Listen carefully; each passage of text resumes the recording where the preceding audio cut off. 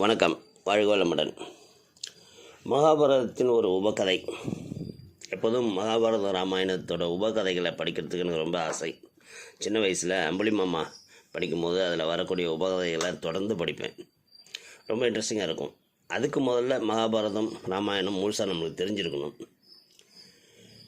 நம்ம பிள்ளைகளுக்கு அதெல்லாம் சொல்லிக் கொடுக்கணுங்கிறது எனக்கு ஒரு ஆசை.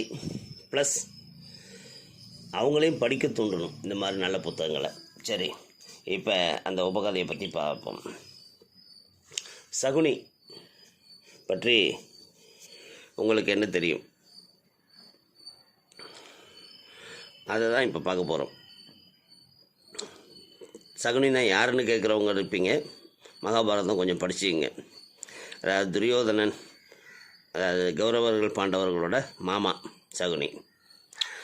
சரி, அந்த சகுனியை பற்றி படிப்போம். தான் முன்னே கை நீட்டி விரல் விரித்து கண்மூடி அமர்ந்து இருக்கும் தந்தை சுபலனை கண்டான் சகுனி. இந்த கைகள் தானே என்னை வாரி அணைத்தவை, இந்த விரல்கள் தானே என் கண்ணீரை துடித்தவை, இந்த கைகள் தானே எனக்கு வாழ்வீச்சு கற்றுக் கொடுத்தவை, இதன் விரல்களை என் கைகளாலேயே வெட்ட வேண்டிய நிலை வந்துள்ளதே என்று எண்ணியபடியே இடையில் இருந்த குருவாலை எடுத்து தந்தையின் ஒவ்வொரு விரலாக வெட்டினான் சகுனி. அவன் தந்தை சுபலனோ வழி தாழாமல், உதடு கடித்து சத்தம் வராமல் வாய் மூடி கண்கள் செருக அமர்ந்து இருந்தான். கண்களை திறந்தான் சுபலன். எதிரே கண்ணீரோடு அமர்ந்திருக்கும் மகனை பார்த்தான். மகனே சகுனி, எவ்வளவு அழகான குடும்பம் நமது.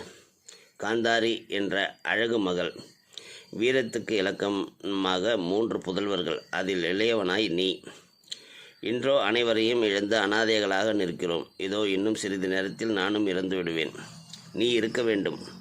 நம் குலத்தையே அழைத்த பீஷ்மரின் குலத்தை ஒட்டுமொத்தமாக வேறிருக்க நீ இருக்க வேண்டும் என்பதாலேயே எங்கள் அனைவருக்கும் இந்த சிறையில் அளிக்கப்பட்ட ஒரு பிடி உணவை உனக்கே தந்து ஒவ்வொருவராய் இறந்து உன்னை வாழ வைத்து கொண்டிருக்கிறோம். எங்கள் ஒவ்வொருவர் இறப்பையும் நேரில் கண்ட உன் கண்கள் நாளை பீஷ்மரின் குலத்தில் ஒவ்வொருவரின் இறப்பையும் கண்டு மகிழ வேண்டும். அதற்கும் காரணமாக நீயே இருக்க வேண்டும் என்றான். அவ்வளவு பலம் என்னிடம் இல்லையே தந்தையே என சொன்னான் சகுனி. மகனே, உன் பலம் வலிமையை சார்ந்தது அல்ல, மன வலிமையை சார்ந்தது. அதை உன் புத்தியின் வழியே பிரயோகப்படுத்து. திட்டங்களால் எதிரிகளை தகர்க்க முயற்சி செய். எவரையும் நேரடியாக எதிர்க்காதே. வேறு எவரையாவது தூண்டிவிட்டு நீ நினைப்பவரை அழி. சந்தர்ப்பவாதத்திற்காக மட்டும் நீ காத்திரு மகனே. குழப்பங்களை உண்டாக்கு, நிர்மூலமாக்கு உன் எதிரிகளை. இன்றிலிருந்து சகுனி என்ற பெயருக்கு இதுதான் பொருளாக இருக்க வேண்டும். வெட்டிய என் விரல்களை தாயக்கட்டைகளாக செய்து வைத்துக்கொள். நீ எந்த எண்ணை நினைத்து உருட்டினாலும் அந்த எண்ணாக நான் வந்து விழுவேன். தகுந்த நேரத்தில் இதை பயன்படுத்துவது தான் உன் திறமை.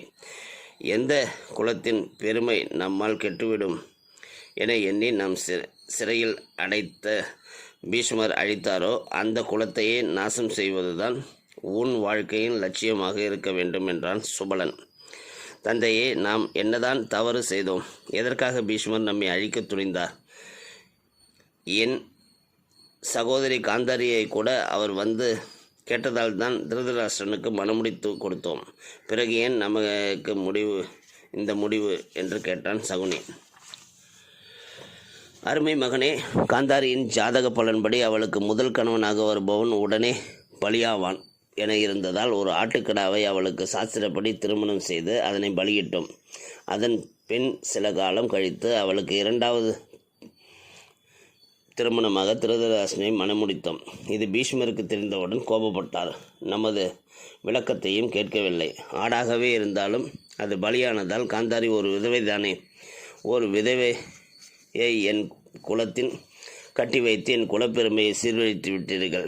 நீங்கள் வெளியில் இருந்தால் உங்களால் அந்த ரகசியம் வெளிப்பட்டு அதனால் உலகமே நாளை என் குலத்தையே கேவலமாக பேசுமே என பொங்கி எழுந்த பீஷ்மர் நம்மை சிறையில் அடைத்து தன் தர்மத்தை நிலைநாட்ட தினமும் ஒரு கைப்பிடி உணவு தருகிறார். அதை நாங்கள் உண்ணாமல் தியாகம் செய்து அவற்றை உணக்களித்து உயிர்ப்பித்து வந்தோம். உன்னை உயிர்ப்பித்த நம் குலத்தை வளர்க்க அல்ல, பீஷ்மரின் குலத்தை நிர்மூலமாக்க. எனவே அன்பு, பாசம், கருணை, நன்றி, நேசம் என எதையுமே நெஞ்சில் கொள்ளாமல் வெறுப்பு, பழி, வெஞ்சினம், இகழ்ச்சி என இவைகளை மட்டுமே மனதில் கொள்வாயாக என்றான் சுபலன். இதை கூறும்போது சுபலன் கண்கள் இருண்டன. தன் உயிர் தன்னை விட்டு பிரிய போவதை அறிந்தான். தன் ஒட்டுமொத்த உயிர் சக்தியையும் தன் இன்னொரு கையில் கொண்டு வந்தான். சுபலன் தன் வாளினை எடுத்தான். சகுனியின் கணுக்காலை வாளின் பின்புறத்தில் உள்ள பகுதியால் அடித்து உடைத்தான். வலி தாழாமல் அலறினான் சகுனி. ஐயோ தந்தையே, என்ன இது? ஏன் இப்படி ஒரு காரியம் செய்தீர்கள்? வாழ்நாள் முழுவதும் என்னை ஊனமாக்கி விட்டீர்களே. கால் தாங்கி தாங்கி நான் நடப்பதை பார்த்தால் என்னை அனைவருக்கும் ஏளனமாக இருக்குமே. ஏளனம் செய்வார்களே. ஒரு தந்தை மகனுக்கு செய்யக்கூடிய காரியமா இது என்று கோபத்துடன் கேட்டான் சகுனி. மகனே, என்னை மன்னித்துவிடு. இனி உன்னை பார்க்க எவரும் ஏளனமாகவே பார்க்க வேண்டும். அது உன் நெஞ்சில் கேவலமாக பதியும். கோபத்தையும் வெறுப்பையும் அவர்கள் மேல் உண்டாக்கும். அது எரித்தழலாய் உன் மனதில் பரவும். அதனாலேயே எவரிடத்தும் உன்னால் அன்பு கொள்ள முடியாது. நீ வேதனையுடன் என்னை எடுத்து வைக்கும் ஒவ்வொரு அடியும் உன்னை ஏளனம் செய்யும். அந்த எண்ணமே அவர்களை அழித்துவிடும். அதற்கு காரணமாக அமையும். உன்னுடைய இந்த இழிநிலையை காரணம் பீஷ்மர் அல்ல, அவர் காக்க நினைத்த அந்த கௌரவ குலம்தான். அதை அழிப்பதே உன் நோக்கம். மகனே, அதை அழிப்பேன் என எனக்கு வாக்கு கொடு என கூறி கொண்டிருக்கும் போதே சுபலனின் உயிர் பறவை அவன் உடலை விட்டு பறந்தது. தன் தந்தையின் முகம் பிடித்து சகுனி அலறிய சத்தம் பீஷ்மரின் காதுகளிலும் கேட்டது. ஆனால் அது தன் குலத்தின் அழிவிற்கான ஆரம்ப சங்கோலி என்பதை அவர் அறியவே இல்லை. பீஷ்மரின் கருணையினால் சகுனி விடுவிக்கப்பட்டான். காலம் ஓடியது. தந்தையின் எண்ணம் படியே கௌரவர்களோடு உறவாடி பாண்டவர்களை எதிரியாக்கி பீஷ்மர் காத்து நின்ற குலத்தினை அழித்து தானும் யுத்தகலத்திலேயே மாண்டான் சகுனி. போரில் வீரமரணமடைந்த வீரர்களின் மனக்கிலேசம் நீக்கும் பொருட்டு பெரிய யாகம் நடைபெற்று கொண்டிருந்த அரண்மனைக்குள் நுழைந்தார் பகவான் கிருஷ்ணர். தர்மன் வரவேற்க மற்றவர் தலை வணங்க உள்ளே நுழைந்தார் கிருஷ்ணர். யாகம் தொடங்கலாமே, சொர்க்கத்தை அடைய அவர்களுக்குரிய யாகத்தை வைத்தாயிற்று அல்லவா என கேட்டார். ஆயிற்று கண்ணா, முதலில் பீஷ்மர், பிறகு துரோணர் என வரிசையாக வைத்தாயிற்று. உன் வருகைக்காய்த்தான் காத்திருந்தோம் என்றான் அர்ஜுனன். யாகத்தின் முதல் வேண்டுதல் யார் பெயரில் என கேட்டார் கிருஷ்ணர். குலத்தின் தோற்றத்துக்கு காரணமான பீஷ்மரின் பெயரில்தான் என்றான் தர்மன். வீரமரணம் அடைந்தவர்கள் நடத்தும் யாகத்தில் முதல் பாகம் சகுனியின் பெயரில் அல்லவா இருக்க வேண்டும் என்று கிருஷ்ணர் சொன்னவுடன் பாண்டவர்கள் அதிர்ந்தனர். பீமன் பல்லை கடித்தான். அர்ஜுனன் கை தானாகவே உறைவாளை நோக்கி சென்றது. என்ன ஆயிற்று கண்ணா உனக்கு? முதல் பாகம் என்பது நாம் அளிக்கும் மிகப்பெரிய மரியாதை. அதை பாவி சகுனிக்கா முதலில் வழங்குவது? பீமனின் கோபம் வார்த்தைகளாய் வெளிப்பட்டது. ஆம், அதற்கு தகுதியானவன் தான் அவன் ஒருவன் மட்டுமே என்றார் கிருஷ்ணர் அமைதியாக. பீஷ்மரை விட சிறந்தவனா சகுனி? நயவஞ்சகம் மொத்த உருவம் வீரமரண மரியாதையா கேட்டான் அர்ஜுனன். அர்ஜுனா, வீரமரணம் என்பது போர்க்களத்தில் எதிரியுடன் நேருக்கு நேர் நின்று மோதி உயிர் துறத்தல் என்பதல்ல.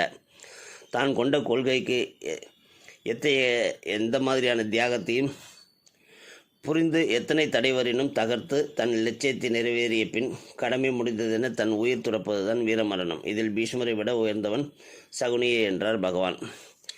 பீஷ்மரின் லட்சியம் நிறைவேறாமல் போயிருக்கலாம். போரில் மாண்டவர் பலர். பாண்டவர்கள் தோற்கவில்லை. ஆனால் எங்களை அழித்துவிட வேண்டும் என்று சகுனியின் லட்சியமும் வெல்லவில்லையே என்றான் தர்மன். போரில் உடன் பிறந்தவர், உற்றார் உறவினர், பெற்ற பிள்ளைகள் என அனைவரையும் இழந்து நிற்கும் நீங்கள் ஐவரும் எல்லாம் இருந்தும் எதுவும் இல்லாதவர்கள்.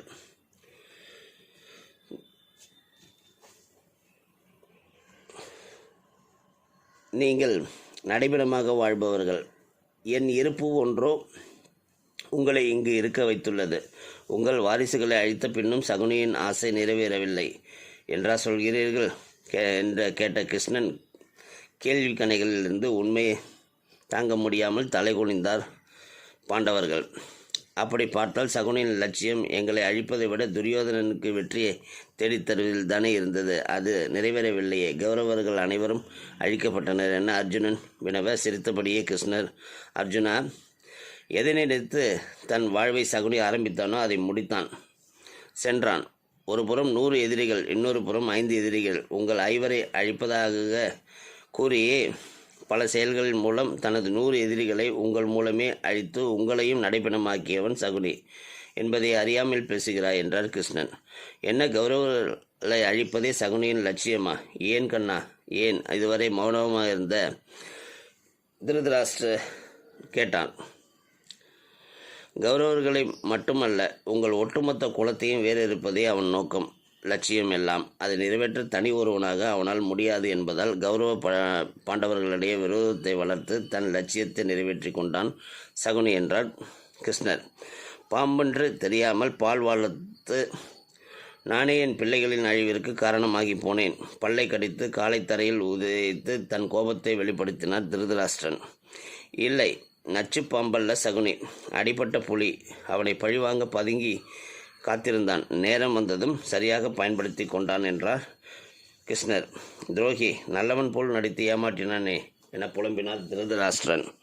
இங்கிருக்கும் எவரையும் விட சகுனி நல்லவன்தான். உங்கள் பிள்ளை துரியோதனனை கொன்றதற்காக பீமனை கொல்ல நினைத்த நீங்கள் நல்லவர் என்றால், அபிமன்யுவை கொன்ற ஜெயத்ரதனை கொன்று பழிவாங்கிய அர்ஜுனன் நல்லவன் என்றால், பாஞ்சாலியின் சபதத்தை நிறைவேற்ற துரியோதனை கொன்ற பீமன் நல்லவன் என்றால், தன் கண்ணெதிரிலேயே தன் குடும்பத்தினர் ஒவ்வொருவராக உணவின்றி உயிர்த்திருப்பதை பார்த்து ஒரு சாம்ராஜ்யத்தின் இளவரசன் சகுனி, அதற்கு காரணமான உங்கள் குலத்தையே அழிக்க நினைத்து அதற்காகவே உயிர் வாழ்ந்தவன் சகுனி, உங்கள் எல்லோரையும் விட நல்லவனே என்றார் கிருஷ்ணர்.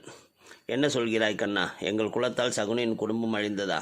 இதை நம்பவே முடியவில்லை. என் மனைவியின் சகோதரன் என்பதால் நான் தானே அவனை வளர்த்து வந்தேன். பிறகு வேறு எவர் அவன் குடும்பத்தை அழித்தது? சகுனியின் வாழ்வில் சரித்திரம்தான் என்ன? சொல் கண்ணா, கதறியபடி கேட்டார் திருதராஷ்டிரன். அது எனக்கும் பீஷ்மருக்கும் மட்டும் தெரிந்த ரகசியம். அது இருக்கட்டும். நான் கூறியது போல் சகுனிக்கு முதல் பாகம் தர முடியுமா, முடியாதா கேட்டார் கிருஷ்ணர்.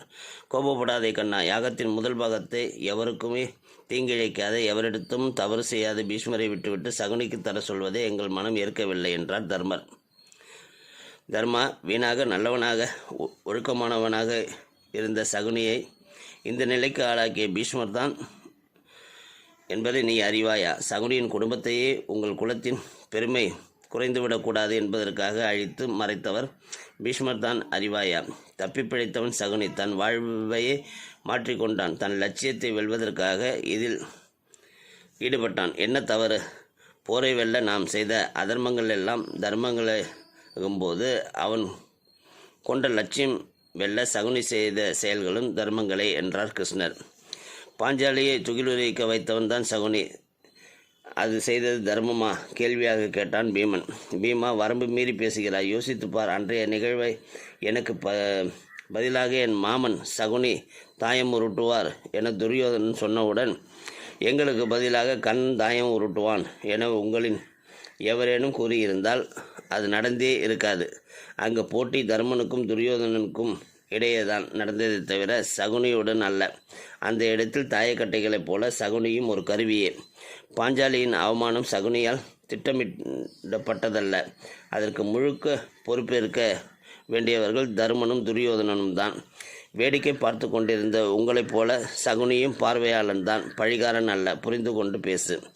கடுமையாக சொன்ன கிருஷ்ணரை பணிந்தான் சகாதேவன். பரந்தாமா, பீமனை மன்னித்து அருளுங்கள். நீங்கள் கூறி அதை மறுத்து அவப்பெயர் எங்களுக்கு வேண்டாம்.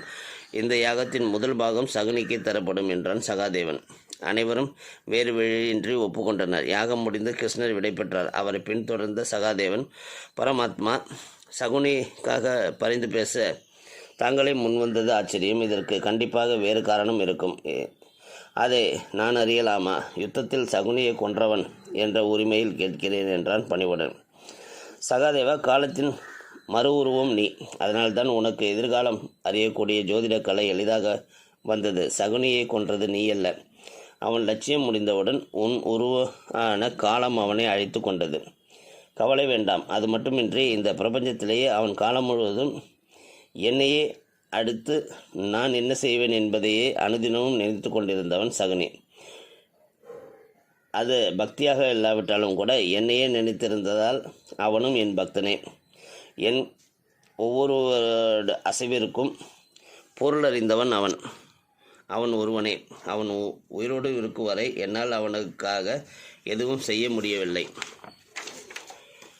அவனை என் பக்தனாக அவன் விருப்பப்படவில்லை என்றாலும் அவனை நான் ஏற்றுக்கொண்டதனால் யாகத்தின் முதல் பாகத்தை அவனுக்கு அளிக்க வைத்து பெருமைப்படுத்தினேன் என்றான் கிருஷ்ணன். என்னை விரும்பி ஏற்பதோ விரும்பாமல் ஏற்பதோ முக்கியமல்ல. என்னை ஏற்பது என்பது மட்டுமே முக்கியம். அது ஒன்றே போதும் ஒருவனை நான் ஆட்கொள்ள என கிருஷ்ணர் சொன்ன கிருஷ்ணரை வியந்து வணங்கி வழி அனுப்பி வைத்தான் சகாதேவன். இந்த பதிவு மூலம் நம்ம வரலாறில் பல பிழைகள் உண்டுங்கிறத நான் அடிக்கடி சொல்லுவேன். அதே போல் மகாபாரதத்துலேயும் ஒரு புரிதல், அதாவது ஒரு பகுதி நம்மளுக்கு வில்லனாகவே காட்டப்பட்ட ஒரு பாத்திரம்தான் சகுனி. அந்த சகுனியோட பாத்திரம் வில்லனாக படைக்கப்பட்டாலும் அதற்கு பின்புலத்தை அறிந்து மன்னால் சகுனி செய்தது சரியே என்ற ஒரு சூழ்நிலை உருவாகும். அந்த மாதிரி தான் பல நம்மளோட வாழ்வியல்லையும் நடந்துகிட்ருக்குது.